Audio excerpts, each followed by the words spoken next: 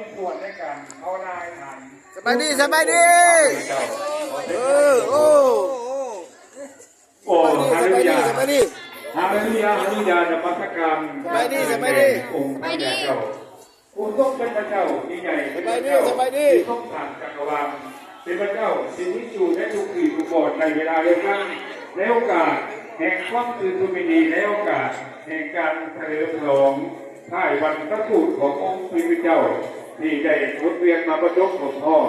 2,000 กับ5 ปีในที่จักดาคำบ้านคำสว่างในนี้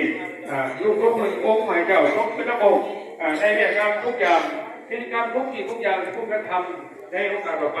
ว่าทุกสิ่งทุกอย่างเป็นที่ถวายเกียรติแก่องค์พระเจ้าในโอกาสนี้ทุกสิ่งมอบเวลาต่อไปให้องค์พระพิญญาโกนเจ้าผู้ทรงพาในทุกสถานการณ์ทุกที่รวมกันในวันไอ้ฐานพุทธเสริมองค์เจ้าทุกสิ่งขอเปิดทีนี้โดยพานาขอองค์พระเยซูคริสต์เจ้าให้นามพระเดชได้ที่ทุกทุกเจ้าอาเมนอาเมนพระเจ้าพระเจ้าขอขอบใจทางขัดศาสนาจารย์ทุกคนสวัสดิ์มองทางเกิดกิจการข่าวประเสริฐองค์กรการเป็นที่จะพิวานแก่จำตัวการทำได้กล่าวในงานเป็นกิจการของเจ้าพระเกิดจากเป็นความสุขความติดมาจากองค์เจ้าทางการงานและการทำไส้และทางสุขภาพร่างกายด้วย